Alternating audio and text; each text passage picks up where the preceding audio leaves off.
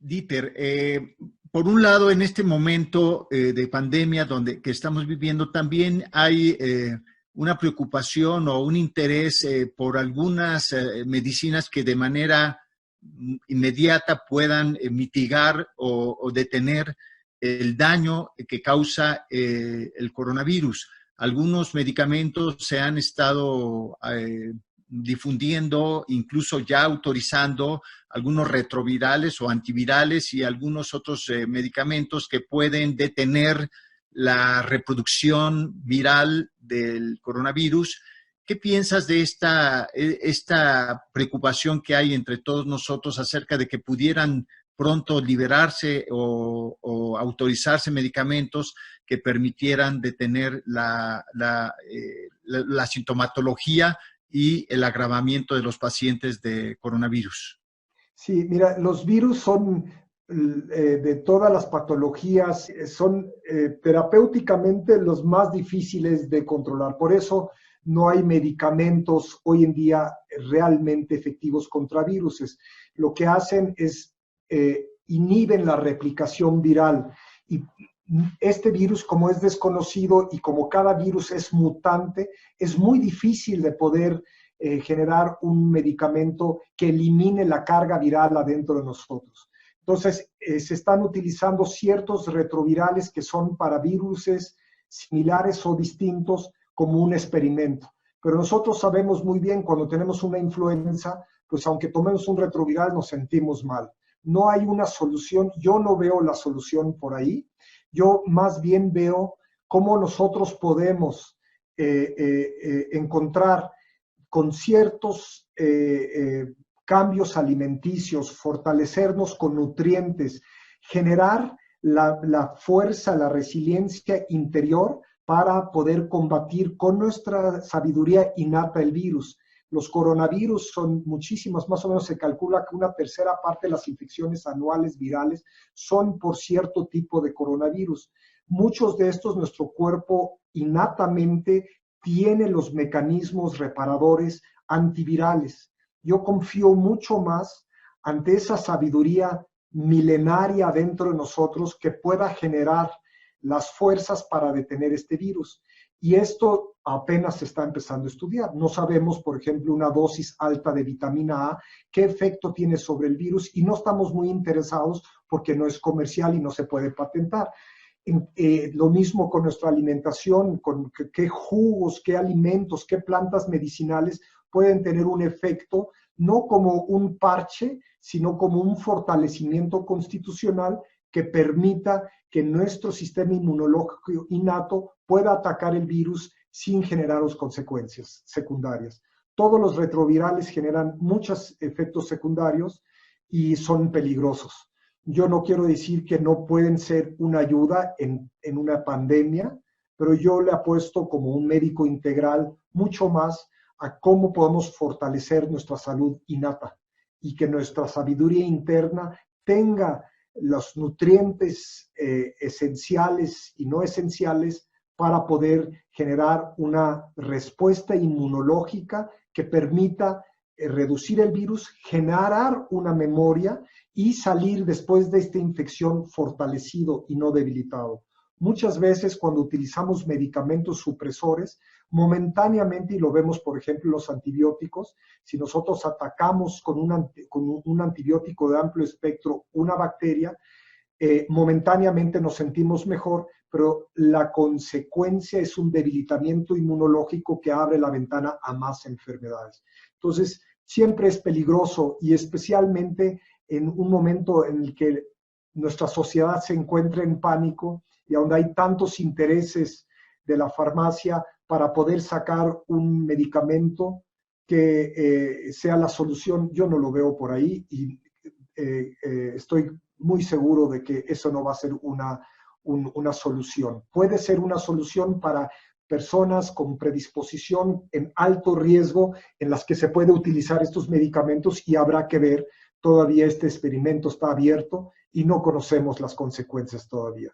Hay desde cloroquinas, medicamentos antimaláricos, vacunas, vacuna del polio, retrovirales, todo un arsenal pero no sabemos sus consecuencias y yo creo que es, desde mi concepción, desde luego limitada en el tema, un riesgo mayor empezar a experimentar en esta pandemia con medicamentos no probados.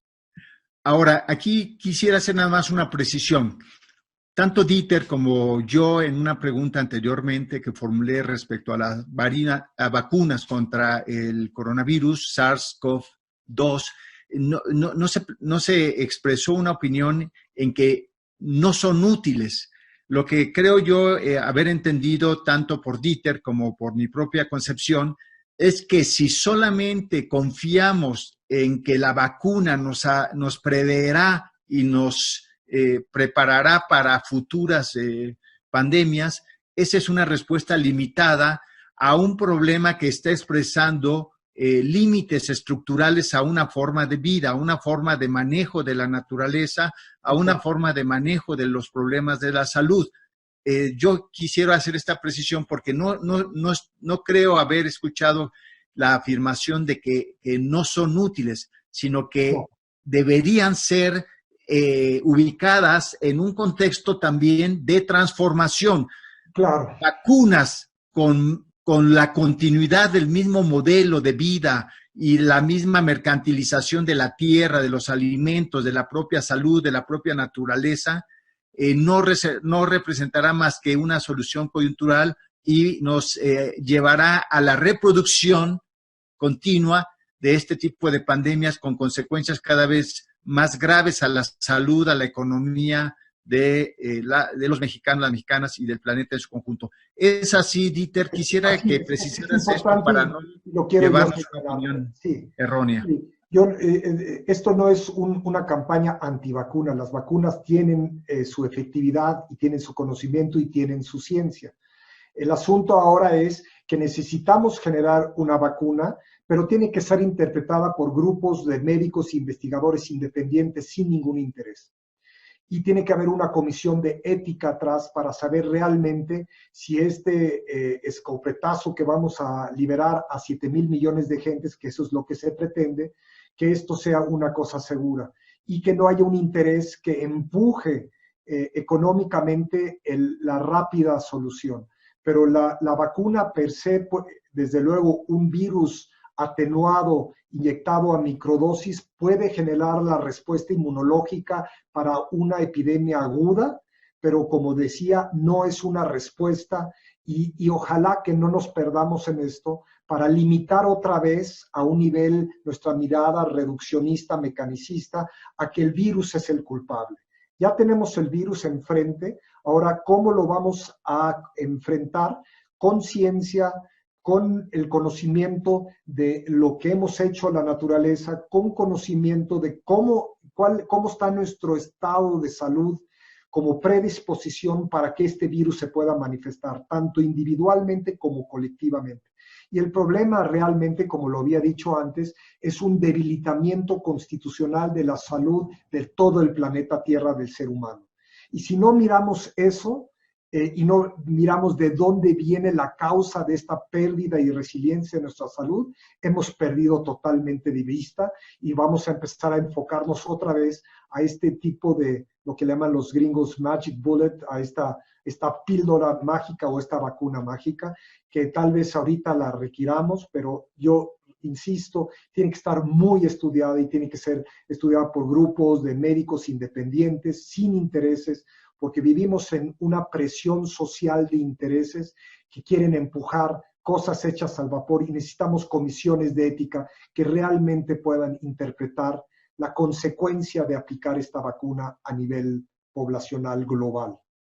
En este punto, Dieter, ¿podrías tú afirmar y también profundizar que el hecho de la existencia de conflicto de intereses en la definición de políticas agrícolas, alimentarias, de salud, son las que están restringiendo la posibilidad de que como sociedad en México y en el planeta entero avancemos hacia una nueva estructura de relación entre las personas y de las personas con la sociedad para construir una vida más saludable, más respetuosa entre nosotros y más respetuosa con la naturaleza. ¿Piensas tú que el conflicto de intereses es el que está limitando esta perspectiva y cómo estos intereses están afectando nuestra forma de alimentación, nuestra forma de ver la salud y todo lo que está relacionado con la industria alimentaria, la industria farmacéutica, la industria hospitalaria, etcétera? ¿Qué puedes profundizar en este punto? Porque me parece que es la clave para abrir nuestra perspectiva hacia una solución y un aprendizaje de las lecciones de esta pandemia de coronavirus. Sí, sí, Víctor, con mucho gusto. Mira, primero yo no quiero armar ninguna teoría de conspiración, para nada. Simplemente mirar lo que nos está sucediendo y yo, como estoy al final de esta cadena biológica y veo pacientes, miro cómo el problema de la patogénesis es el problema mayor. Pero si nosotros miramos el por qué nos estamos enfermando cada vez más y las soluciones que propone un sistema global para solucionarlas, no son soluciones, sino estaríamos mucho más saludables. Desde luego, hemos generado un sistema geopolítico en el que muy pocos dominan los caminos por donde tenemos que dirigirnos como sociedad en general. Y la industria farmacéutica, la industria alimenticia, pues es la industria más poderosa del planeta Tierra. Cuando nosotros empezamos a generar este tipo de cuestionamiento, desde luego mucha gente no va a querer de esta gente que tiene su interés en que haya un cambio en la agricultura, en la ecología. La petroquímica no va a querer dejar de explotar petroquímicos y es uno de los principales problemas de destrucción de la salud planetaria. La industria farmacéutica no va a querer dejar de vender los medicamentos y no le conviene un ser humano consciente que se nutra sanamente, etc. La industria agrícola también tiene sus grandes intereses. Entonces, cuando el poder se centraliza en intereses minoritarios y nosotros somos educados bajo este tipo de sistema y lo tenemos ya casi en nuestro ADN y lo seguimos sin cuestionarnos, ahora viene un punto clave y yo tengo mucha esperanza que este colapso en el que estamos viviendo sea el momento de reflexionar qué estamos haciendo y empezar a generar que estos intereses empiecen a ser parte de un interés del colectivo. Y el colectivo lo único que pide es una mayor salud, una mejor convivencia con la naturaleza y una mejor posibilidad de poder potencializar nuestra evolución, que es la manifestación de nuestro potencial. Y desde luego el potencial del ser humano no es extraer, explotar, manipular y limitar a un pensamiento, sino tenemos que empezar a encontrar un pensamiento mucho mayor. Y yo sí creo que esto debe de cambiar geopolíticamente y que el poder real interior sea otra vez del pueblo en general y que el pueblo general pueda empezar a tomar decisiones de sentido común y pueda empezar a fortalecer su salud y utilizar desde luego la ciencia, la industria farmacéutica, la industria alimentaria, pero con cada vez mayor conciencia. Cuando la conciencia del pueblo cambia, la industria tiene que cambiar, porque la industria tiene sus intereses y quiere vender. Entonces, lo que primero que tenemos que hacer es un cambio en nuestra conciencia y empezar a distinguir lo que nos hace daño de lo que nos hace bien. Y tenemos que dirigir este río hacia la salutogénesis, hacia un punto en el que nosotros podamos desarrollarnos libremente en nuestro pensamiento, libremente en nuestras decisiones y que podamos empezar a establecer una relación de mayor conciencia de lo que es bueno para el ser humano. Y ese es el nuevo paradigma de la salud y debería ser el paradigma de la OMS, que es cómo podemos cultivar la salud en este planeta. Y esto es transdisciplinario, no depende del médico, depende de todos los biólogos, de los economistas. Y yo tengo la esperanza de que todo esto sea un momento de gran transición a que los intereses creados, políticos creados, queden a un lado y que el verdadero poder de poder tomar las decisiones las tengamos nosotros como individuos y que los podamos empezar a compartir como lo estamos tratando de hacer el día de hoy. Dieter, amigos, amigas de la conferencia, entre otras preguntas, quisieran preguntarte si nos puedes comentar algunas experiencias prácticas de tu práctica de salutogénesis, tanto en el campo de la producción de alimentos saludables y plantas medicinales, como en la propia práctica médica. Si nos puedes poner algunos ejemplos prácticos de tu concepción de salutogénesis y también del concepto de pues la economía del buen vivir. Sí, pues más bien yo fui forzado a un cambio de mi pensamiento. Mi padre murió de cáncer, estuve en una comunidad mije, tuve una intervención con medicina moderna y al final de hacer mi diagnóstico de cómo se encontraba la comunidad cuando yo llegué y cuando yo salí con todo un arsenal de medicina, empecé a ver que la salud no había mejorado. Había yo generado una dependencia a medicamentos. La mortalidad había bajado, pero la salud no había subido. Entonces esto me hizo cuestionarme al terminar mi carrera de medicina y empecé a buscar alternativas. La muerte de mi padre con un cáncer galopante fue también algo que me cimbró mucho y que me hizo preguntar. Y después empecé a dar consultas, viajé por muchos lados, aprendí, traté de integrar. No es que yo sea un oponente a la medicina moderna, eso es lo que primariamente soy, ¿no? Soy un científico basado en este modelo actual de la ciencia, soy médico y eso irremediablemente me llevó a la salud de la tierra, porque como decía, la mayor parte de la población muere hoy en día por lo que entra por la boca. Entonces, si no hacemos algo en ese nivel y solamente generamos respuestas alópatas, pues no va a ser ninguna respuesta de fondo.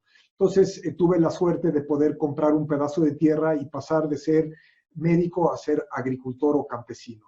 Y ahí empecé a ver, claro, cuando nosotros entramos a un nivel de poder cultivar un suelo fértil. Aquí a donde yo llegué se había cultivado papa como un monocultivo y se había roto totalmente la cadena biológica y me encontré entre una desgracia de contaminación y pues con lágrimas en los ojos dije, bueno, sacamos una gran producción de papa, pero a un costo de romper cientos o millones de años de evolución por agroquímicos, pesticidas, herbicidas, etcétera. Entonces me puse la tarea de estudiar permacultura, agricultura biológica y empecé a admirar que este tejido de vida inicia con la fertilidad del suelo. Y cuando el tema central es la fertilidad. Y cuando nosotros empezamos a darle con una ley de retorno, de regreso al suelo, el mulch, la alimentación, cuando nosotros empezamos a nutrir el suelo, lo que empieza a aparecer es salud. Y la salud se empieza a manifestar en la calidad de los alimentos o en este caso de lo que cultivo son plantas medicinales. Significan que una planta, un ser vivo, cuando vive en el contexto adecuado y crece y se nutre e inicia en un suelo fértil, primero no es atacado por plagas, no requieres de insumos externos. En este rancho no utilizamos ni un recurso petroquímico. Y empecé a ver que esta cadena genera mucho más biodiversidad y mucho más principios salutogénicos, tanto en los extractos que hacemos de las plantas medicinales, tanto en nuestra nutrición. Y yo creo que ahí, a nivel de experiencia práctica, puedo afirmar que una tierra sana genera un hombre sano.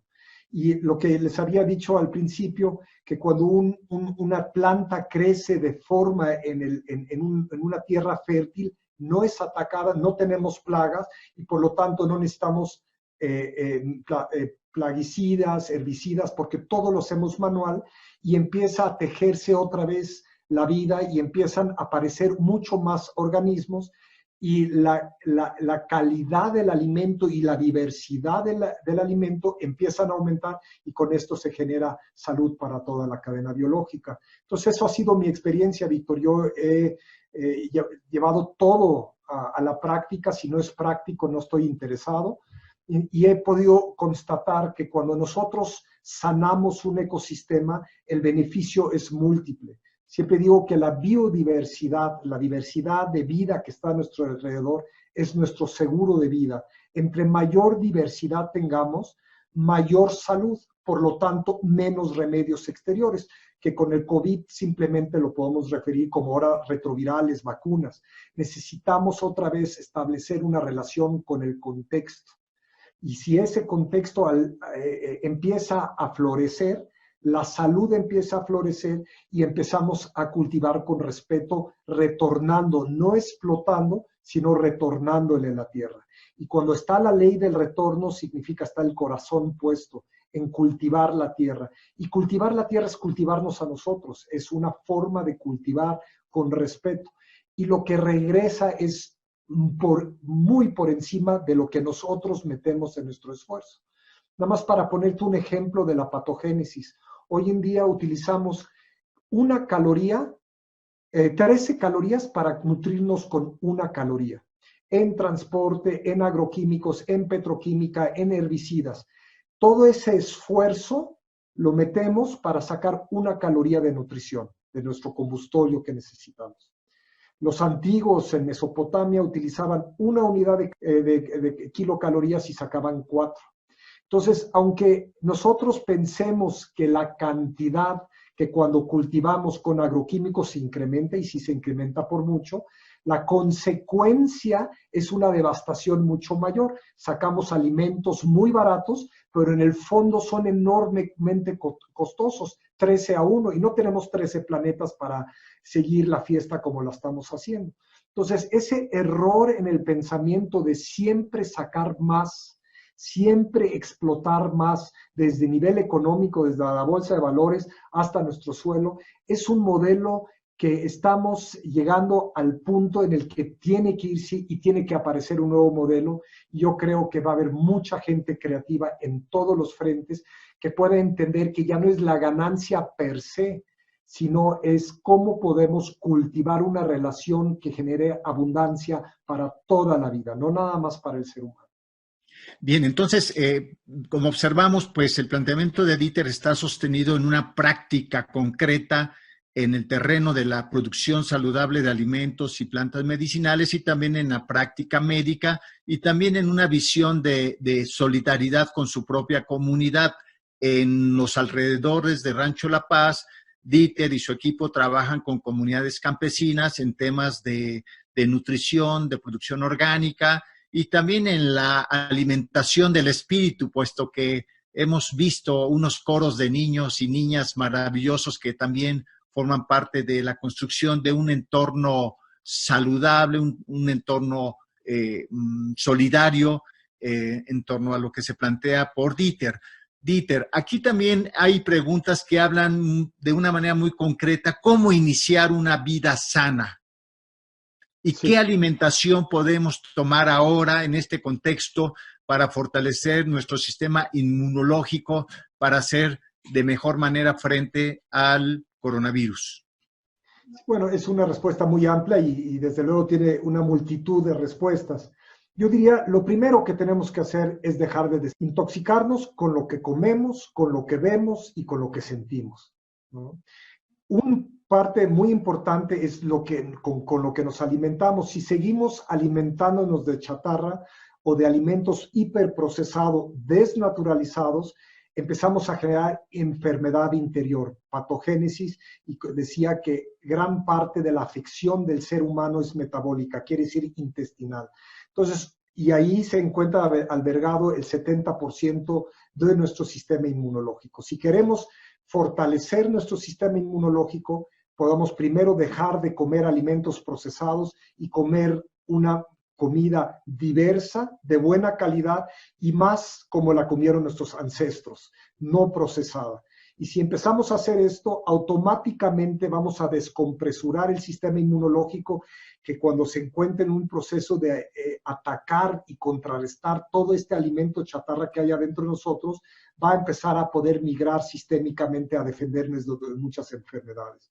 Si nuestro sistema intestinal se encuentra tóxico, y esto lo podemos ver por ojos apagados, lengua blanca, que no vamos bien al baño, que tenemos inflamación constante abdominal y una falta de energía global, nos levantamos cansados, no dormimos bien, denota una toxicidad sistémica. Si esa toxicidad sistémica no la empezamos a mirar y no esperar el medicamento de afuera, como yo había dicho, sino empezar a cuidar esto, y en el momento que tú quitas toxinas de un sistema, automáticamente nuestro ADN tiene la capacidad de regenerar, sobre todo nuestro sistema metabólico tiene enormes capacidades de regenerar, como también lo tiene el suelo en la agricultura. Entonces, lo primero que yo diría, no nos hagamos daño, y el daño hoy en día viene por muchos frentes, por todos nuestros 5 sentidos. La cantidad de chatarra que entra por nuestros ojos a través de digital y de noticia nos nubla la conciencia, y si nosotros